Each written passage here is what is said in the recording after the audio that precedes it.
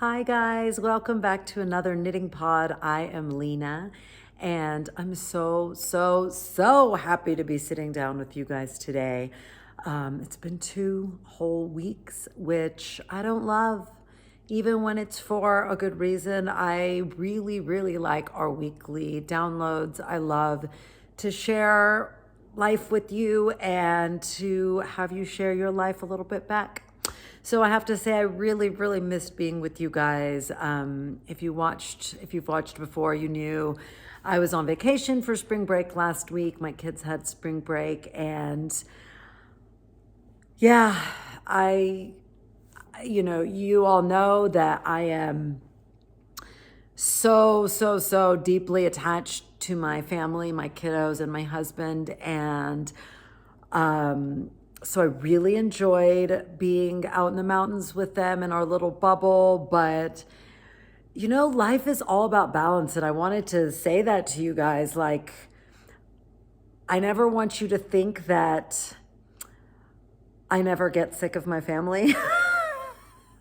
It's like a seesaw, there's togetherness and there's solitude and filling your own bucket. And I know I do not appear to be introverted, but I actually am I'm one of those people that really needs a lot of time to myself and no input from the outside world. And I feel like the last 2-3 weeks have been so hectic and busy with the outside world that the last few days I've just been feeling so out of whack. And I am just grateful to have this time, this very snatched out of my lifetime, to have the entire house to myself and just talk to you guys.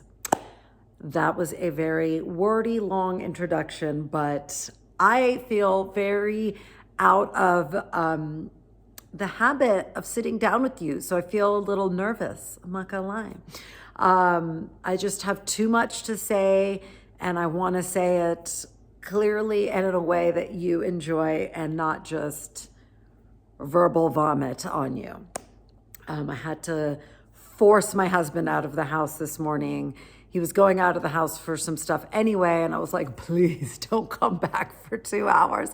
Give me some time. So anyway, I'm gonna stop talking about that now. Do you see how messy this is gonna start out? But that is okay. This is a safe space. We can be whatever we need to be. So 2 weeks. I wish I had more knitting to show you. And I do. I have knit and a little bit of crochet. But ski trips are never enough time to knit. It's like wrangling cats sometimes to get your kids out on the ski slopes. I don't know if your family ski, you understand that sometimes it's their vacation too, and skiing is a lot of work. Just getting dressed and getting your boots on is exhausting in and of itself. So it's just like wrangling cats, and I needed a vacation from my vacation. So I'm very happy to be back. I think if you're the kind of person that's super happy to come home after vacation, then you're very lucky, because that means you love your life. And I adore my life. So my very normal staying at home life makes me very happy. So although it was lovely to be on vacation, it is very lovely to be back. Enough about that. What did I knit? So I have been knitting the big rib sweater by Jessie May of Jessie May Designs, who, if you've watched my episodes before, that I absolutely love. Her aesthetic really is unique in my opinion, and modern and very wearable and enjoyable. So this is what it is. It is done, y'all. I think so. The body is 4x4 ribbing on US size 10 needles, so much bigger gauge, loose gauge. And I finally had it to the length I wanted it.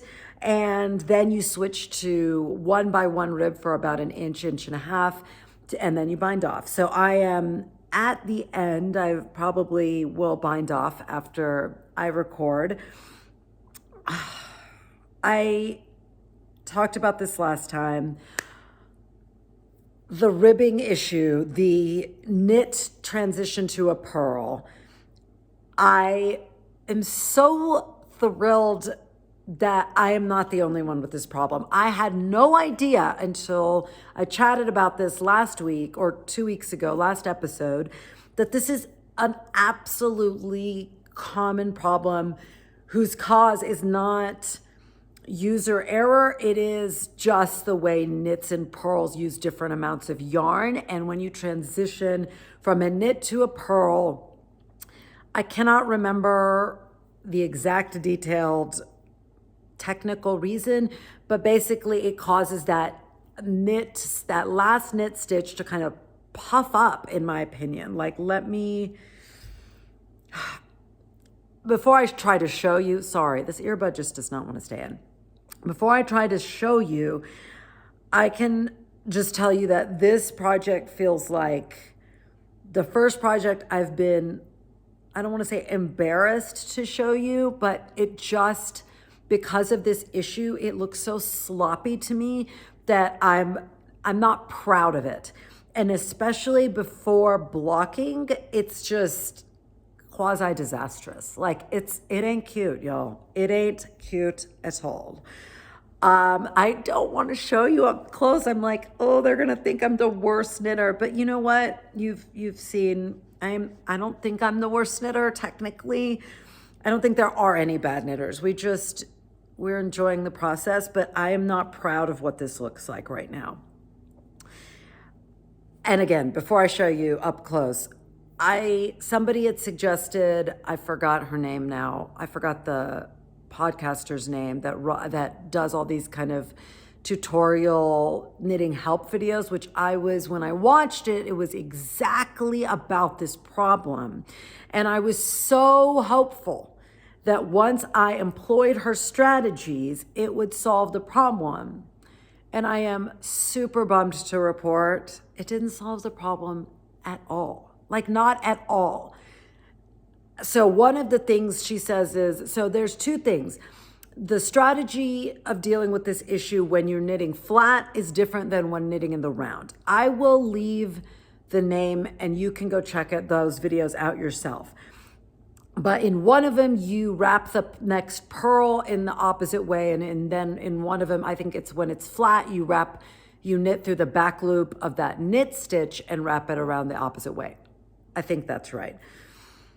Whatever it is, I did it and it just didn't help at all. So then I just said, forget it. And I just went back to the way I was just like regular knitting. Because if it's not working, what's the point in always having to do that one stitch different? You know, it breaks that rhythm.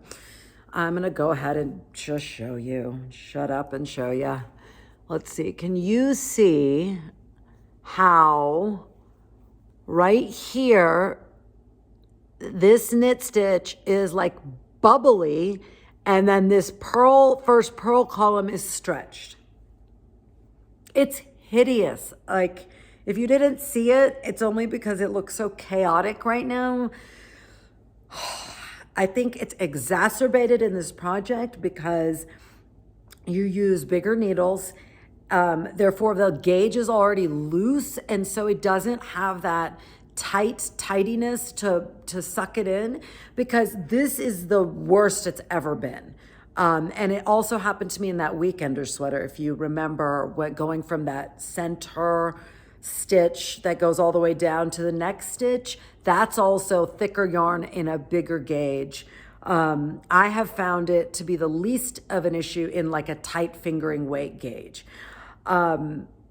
So here's the deal. Do I have high hopes that this is going to be the most beautiful knit when it's off the needles? No.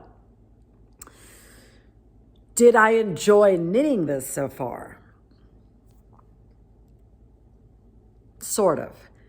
I have to say, I think one of the double-edged swords of knitting is sometimes we crave like something complicated and sometimes we crave something simple. But then whenever I knit something simpler, I find myself in that middle section bored. Like I am sick of knitting 4x4 rib in the round. Like I got really, really tired of it. But then on complicated projects, sometimes you're tired of having to constantly look at your pattern, or there's this sweet spot, right? And I think this is why it's helpful to have a couple of projects going, because when you are bored with the simple thing, you can go pick up the more challenging, engaging thing. And then when you're ready for that change again, you come back. So that's kind of where I have found myself. And ironically though, I have a feeling that this is going to be one of those knits that's imperfect, and therefore I'm not precious about it. And so I'm going to end up wearing it all the time, because I've tried it on and I love the silhouette. Y'all know I love a very relaxed, oversized, comfortable fit. And this is that. It fits beautifully so far. I'm a little worried because it is alpaca. It's the melted baby Suri alpaca from Qing Fibre. I'm scared it's going to stretch a ton. So I'm going to be very careful when I'm blocking it to just kind of grab it and not let it stretch. I don't want it to grow in length or width. And I know it will. But I think when we're not precious, like the knit doesn't feel perfect, we're more likely to wear it. Like, I don't know if you guys remember that one cardigan I showed you. I think it was the home cardigan by Kadri. The yarn just stunk, to be quite frank. Like, it was a single ply worsted weight, which was stunning in the skein. But once you wore it once, it pilled like nothing else and just looked disastrous. So I wear it all the time. I literally wear it every single night. When I put on my pajamas, I put on that cardigan. It's like a robe almost. It's so comfortable and soft, but it looks like a disaster, but I wear it every day. So I feel like this is going to fall in that category of where I'm just going to throw it on all the time and wear it a lot. So we shall see. I am sort of dreading the sleeves. Like, I have a feeling I'm going to be just on Sleeve Island interminably, but we shall see. Look, there's no rush in getting it off the needles. It is April, mid-April almost. So it's not like it's sweater weather. But the other thing I really do like about this, it's a good transitional knit. I think it's a good spring knit. It's a looser gauge, like I said. Therefore, it's kind of airier. It's not super dense. It is so soft, you guys. It has that absolutely like zero itch factor. And I know I'm really, really hoping that after blocking some of those weird columns that don't look pretty will look pretty. As usual, Jessie May is just a spectacular pattern writer. She's so clear and precise, and the fact that I'm bored and that I'm having this tension issue has nothing to do with her. Zero shade to Jessie May. I love her. I do wish she would talk about how she doesn't have this problem, because the weird column issue, because there's been so many tips like pull that stitch tighter, and none of it works. I just want to know how some people don't have that issue, because if you look at her sample, it doesn't have that issue. If you look at the test knitters, they didn't have that issue, or no one really talks about it. Somebody tell me how to avoid this, because I like you want your ribbing to look neat, and this is just gonna put me off of garments that are fully in rib. Do you know what I mean? Because who wants a sloppy looking garment when you've put so much effort and you don't feel like you can solve the problem? You know, not me. Sorry, I've got floof now stuck to my lips.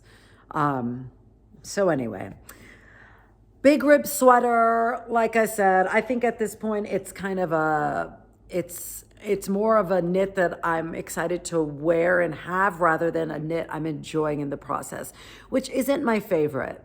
You know, ideally you want to mix both. You want a process knit and a finished object knit, like the ranunculus and the lace and fade that I just finished 100% fun and fast, and not even fast. I mean, they were full on sweaters, but it's just that the pattern has some momentum that goes through the middle. This one just, I definitely feel like you kind of just get in that little lull where you're like trying to, get out of it. I'm making skiing motions because that's fresh in my mind. When you're like stuck in a little valley and you have to, get yourself out. That's kind of how I feel right now about this. The yarn, like I said, let me show you the little ball. And here's the other thing. This is the Melted Baby Suri. Can you see it? I don't know. I want it to focus, but it's not. It is so pretty. Look how gorgeous the speckles are. Like, I really love these rusty speckles. This yarn has already tried to be something like 3 times and I've had to rip it out. So it's going to be this. The sad thing is I have a lot of it. And like, this is the second ball. I have 2 more balls. So like, I want to use this yarn because it's a sweater's quantity of yarn, really like a small sweater's quantity, but this guy doesn't take very much yarn. So I fear I might have more left than I want. And then, it's kind of like, what do I do with this? That's where my sweet Stephen West comes in handy, because he has so many projects that can use up those little bits and pieces. More on that later. But I bought this colorway because she had done a limited edition colorway that I freaking loved. I don't remember what it was called. And then I wanted more of it, but she wasn't dyeing more of it. And I saw this and I thought it was really similar, but it's actually not. So I like this colorway. I don't love this colorway. I don't think it looks fabulous against my skin tone. I think it's a little too cool against my skin because I'm a very warm skin tone. I don't know. I might be overanalyzing, like really who cares, but that's that. I'm sorry I don't have like raving things to say about that. I'm sad to not be raving about it, but honesty. What else? Okay, So when I was bored with this, I also have that crochet baby blanket, and the fact that I forgot to bring it over here tells you how I'm feeling about it. I mean, it's fine, but it's one of those things that I have to force myself, like, okay, you promised yourself you're going to crochet a stripe of that every few days. And I have to push myself to do it. When I do it, I guess I do enjoy it, but I have shared with you before, knitting is the language of my heart. Crochet is not. I can't think of a metaphor. But anyway, that was not going to scratch the itch of like having something that I'm passionate about on my needles. Oh no, she finally fell out. She finally got sick of it. There we are. I hope you can hear me fine now. So one of you, this is what I love about Instagram. I've told you before, I don't love posting. It just isn't my medium, but I love seeing what y'all are doing. And one of you, I don't remember who it was, posted something you were working on, and then how you were excited about starting this MKAL, a mystery knit along that was a sweater. And I was intrigued. And especially because the little graphic was so cute. It was the Anna, I don't know if it's Johanna or Anna Johanna, which is a super zippy name. But I've never knit any of her patterns, but I'd heard other podcasters talk about her before in raving, glowing reviews. So I was interested because the MKAL's little graphic was this gorgeous circle of bugs of various types. And the MKAL was called It's a Bug, Not a Feature. So intrigued, okay? I'm gonna show a picture of it because of the thing that intrigued me, because it's so appealing. I am a total sucker for marketing, y'all. I don't want to be, but like if I'm going to go buy a bottle of wine and there's 17 wines and I have zero idea, I just like to drink wine. I don't like to know anything about wine.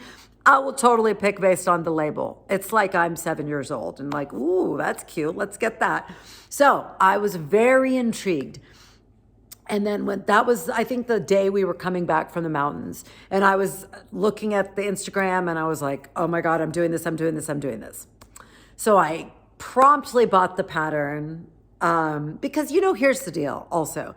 I like spending $10 on a pattern, even if I'm not going to, maybe if I don't end up knitting it. I really I'm so grateful for the designers out there. I mean, y'all, I cannot even begin to imagine the amount of work that it takes to design a mystery knit along in sweater form for 6 or 7, 8 sizes or whatever, even more probably. Respect. I cannot even tell you how much respect I have. So if it's $10 I don't use, I don't care. I bought it. Support Anna Johanna. Anyway. So then I started looking at the pattern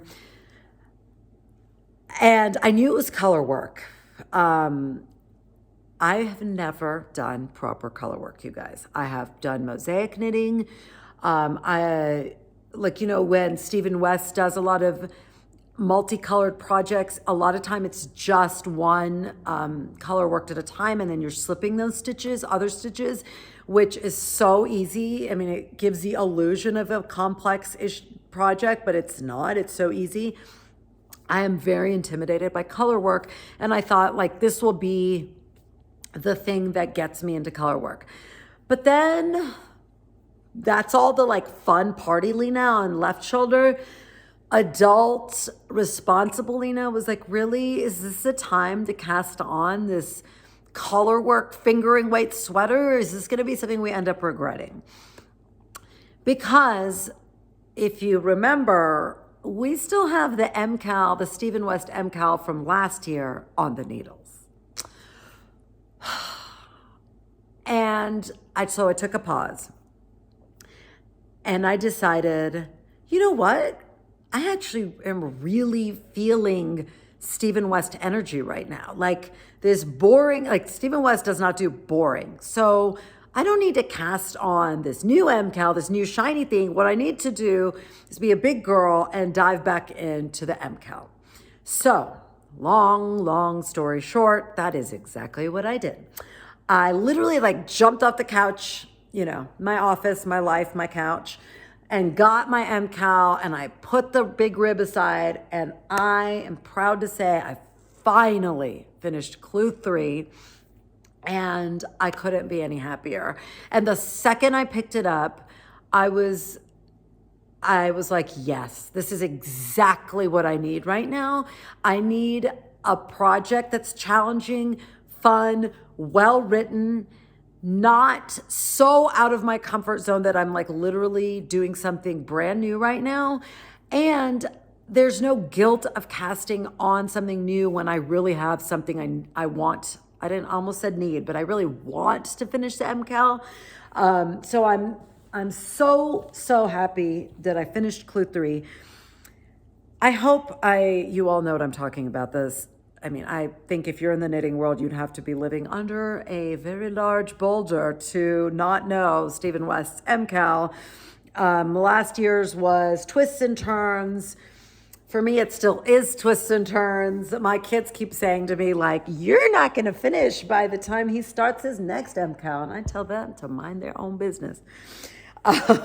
Anyway, I'm just kidding. I don't tell them to mind their own business. I tell them it's not a race and that I will be just as successful as if it takes me a year. Here is this gorgeous girl. Look at this shawl, y'all.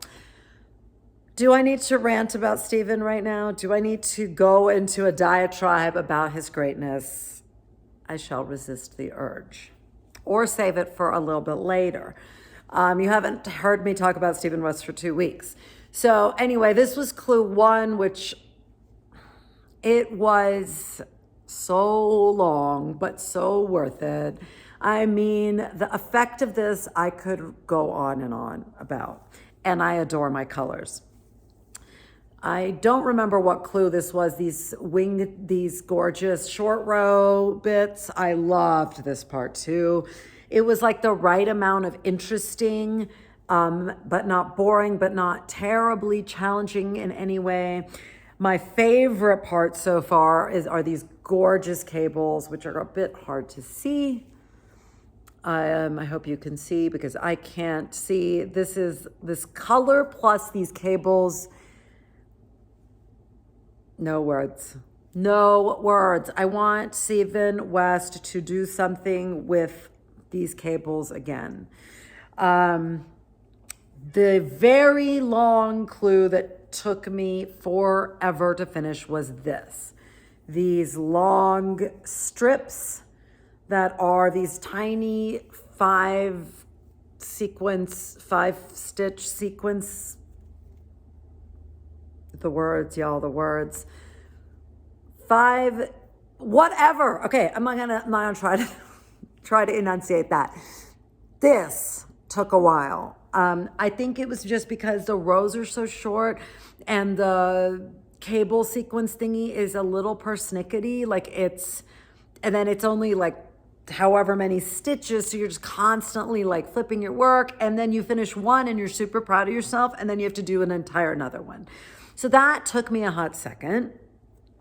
Fine, I finished it. I'm telling you, I couldn't be happier that I finished it. And now I finally am on to clue 4, which begins again on this wing, and you do these stockinette and garter stripes, and then you're picking up these stitches as you go along, which I have to tell you guys is really fun. It is really, really fun to get to the end of each row and like you see it attaching. It's just so satisfying. I don't know why, but it is.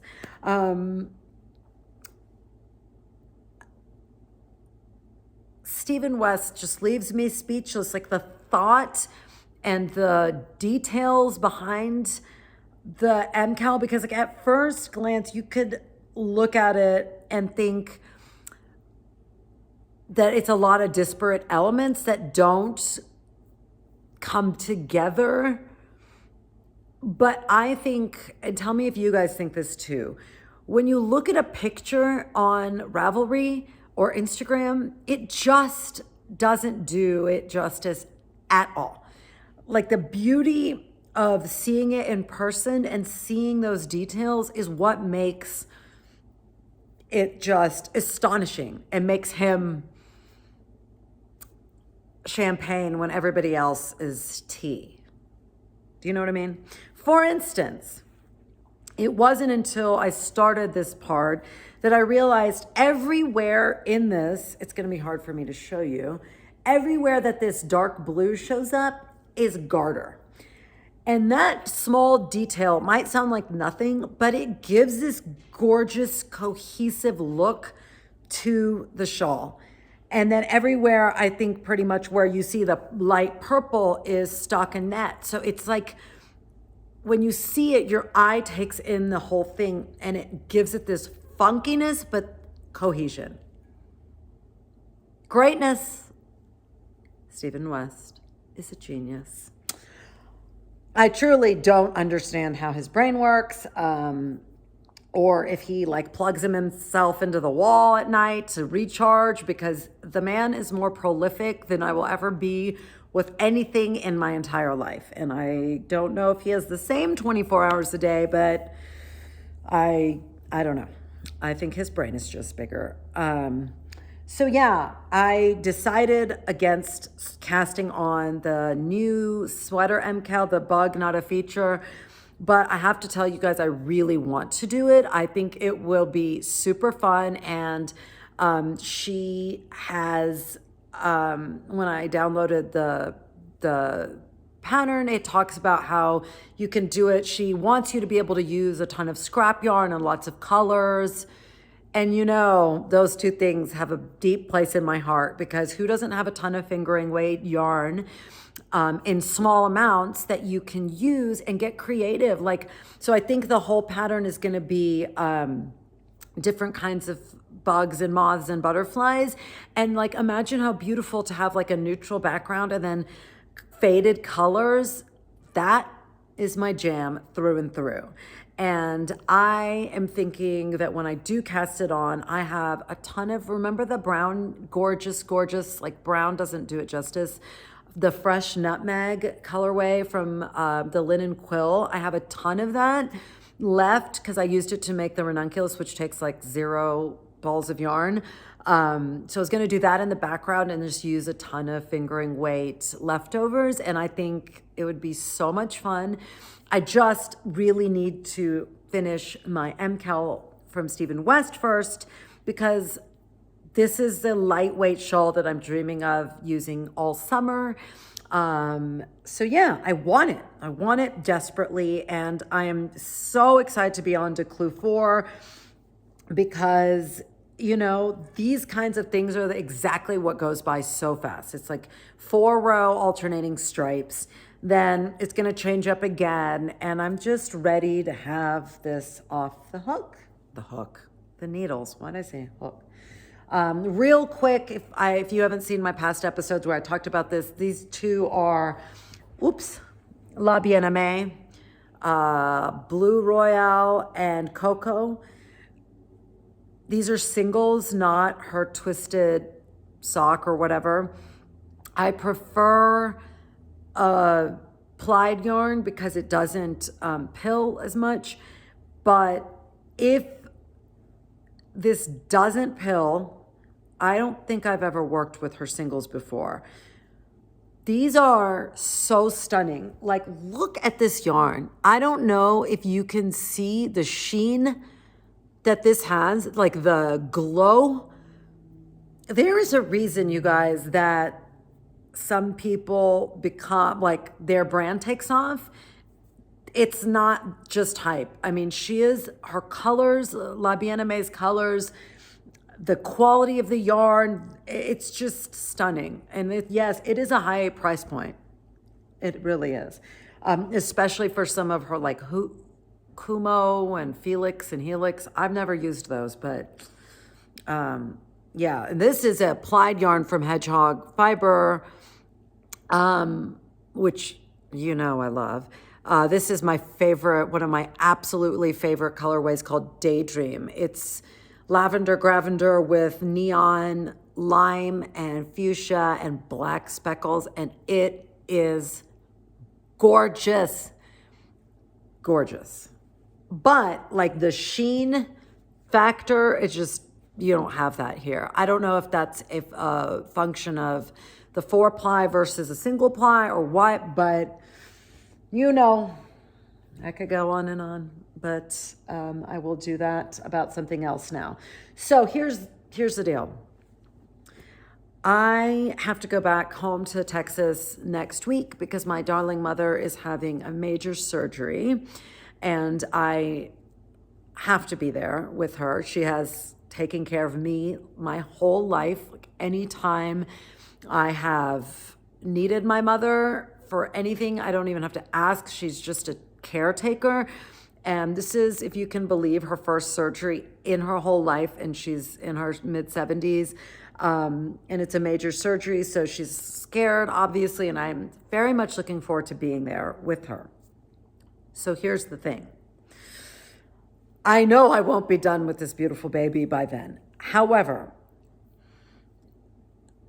though the pattern I think would be okay to work on, like in the hospital, because I'm at a point where I'm very comfortable. It's not like although I need to refer to the pattern, it's not confusing or anything. It's very straightforward. But I don't know if you guys felt that about this MKAL, but it is very long. Like, rather than a lot of depth, these strips are incredibly long. And what I have found in this section that I'm working on now is that, if I can find it, this is part of the problem. It is, oh my Lord, where are you?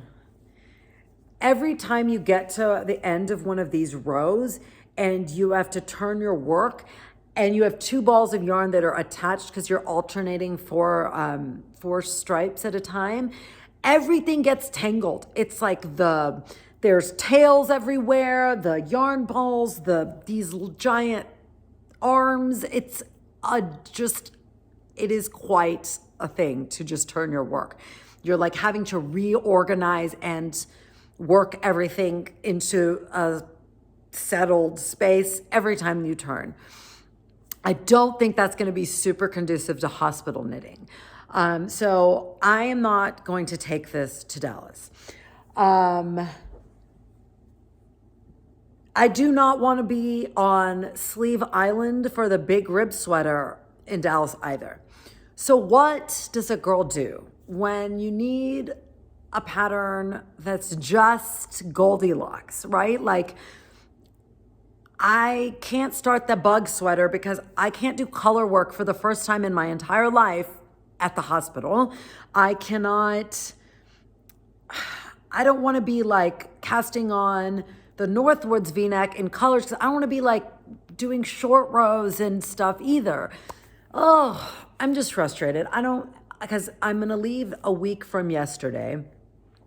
So I really need to figure it out now, because if I can get started, then I'll be at a place with whatever I decide that is, like a good place. I don't want to be at the beginning. I want to be kind of more in the beginning to middle. So I don't know. I don't know what to do. I have this one yarn that is so gorgeous and I'm dying to cast on with it. But it's what I had kind of assigned to it was another Jessie Maid pattern that is again going to be kind of simple in the body. So it's just trying to find that sweet spot for me between too simple and not too complicated. And I'm not quite sure what to do. Maybe you have a suggestion. Whatever it is, I need to get on it ASAP, because I just got to figure it out. These are high-level knitter problems, y'all. No, the life of a knitter is very difficult. I have this urge to cast on another bubble cardigan. I've talked about it a couple of times. We've talked about it several times now. I love that cardigan, and I believe it was the first garment I made. Is that right? And I think making it the second time around now, having made so many garments, I would enjoy it substantially more. The bubble stitch collection is probably my favorite stitch pattern from Stephen West. That is probably tied with the painting honeycombs. They both are simple and fun and so impactful. It's like the full Stephen West effect without being like really, really complicated in any way. And then like getting to use color, brings me so much joy. And if you remember, my bubble cardigan was super neon because it's me. And I'm kind of dreaming of a neutral one, but like good speckly neutrals. If you watch the Vollenvine podcast, Kristen, she made one from her own hand dyed that was neutrals and are just so pretty. And I know that would keep my interest, but it is a long project just because it's a big cardigan and fingering weight yarn. So I don't dive into fingering weight sweaters willy-nilly because I know it takes a lot of my knitting time. So I just have to know that I want to commit to that. But I'm feeling very Stephen Westy, it's like I stray and explore different designers, but then at the end of the day, when I want what feels like it's going to satisfy my yarn heart the most, it's always going to be Stephen West. So I also think he has a painting honeycombs jacket that is spectacular and that's been on my radar for years. I I might look into that. I don't know. I feel like I'm rambling. Am I rambling? Probably rambling. Okay, so I'm going to segue away from my rambling to the last thing I'll say about Stephen West. That's a lie. You know it's not. But I do have to say, if you haven't watched his latest podcast, please go do it. The Woolly World of Westnitz. It's my favorite podcast in the world. It's one of those things, first of all, if you haven't watched it, what are you doing? Why are you watching me and not watching that? If you haven't watched it, please turn this off and go watch that. It's so good, and it's the equivalent of a sunny day. Like, I always have trouble transitioning. I'm like a child in so many ways, but it's really hard to transition to vacation. It's hard to transition out of vacation or anything. Any transition I find kind of difficult. So that day we had gotten back, it was just like being back in the grind, and you're doing like 17,000 loads of laundry, and your kids are grumpy because they're tired. And anyway, that day he had released his podcast episode, and it was just exactly what I needed. My daughter and I watched it, and it was the perfect episode because he's designed all these puppy sweaters, because he doesn't design one thing, he designs like 40 things at once, which I don't understand how he does. But so his dogs were on there, and it's just such a joy. Okay, it's such a joy. He shows the most glorious neon yellow socks. The ones that Linda knit in the pink, he knit in the yellow neon. And of course, I tried to find that yarn, and I think it's sold out everywhere, because now I need something yellow in my life, because it was such a gorgeous yellow. You gotta go see it. And he uses, I think, like browns as the color pops, and it's just such a fantastic color combination. Anyway, all that to say, that night, I watched it at night and I went to bed, and the best thing ever was that I dreamt that I was at some weird yarn festival. It just was weird, but I met Stephen and Linda, and we hung out, and it was one of those dreams where you wake up and you're like, it feels so real. And then when you realized what you were dreaming, you're like, dang it, can I please go back to sleep? I need to re-enter the dream, please. And it never works out like that, does it? But anyway, so like major embarrassing fangirl moment, I dreamt that I was hanging out with them. And if that's as good as it gets, you know what? I'm going to watch another video next time at night and hope for the same dream. But I am just feeling super in need of another Stephen West pattern. If you have one that you particularly love and think I should look at, please let me know, and go watch that episode. Unfortunately, I only have a Great Pyrenees and a Labrador, and neither of them want to wear a sweater because they are plenty warm of their own fur. My lab is like a seal because she's covered in blubber. She's so chubby, so she never gets cold. But the pet sweaters are just too cute. Okay, y'all, it is 45 minutes now. I have so many things to show you. I was so lucky and got so many Fibre knitting related birthday presents. But as you know, I'm a bit loquacious. Oh, here's the seal pup right now. So I want to tape another episode, because if I start talking about these things now, we're going to be here for another 45 minutes. So I'm going to end here. Well, I'm going to tell you one more thing, and then I'm going to end. And I promise that I will tape another episode about this like in the next few days. I'm going to try to post it sooner. Maybe it'll be the thing I post right before I go to visit my mom for a week.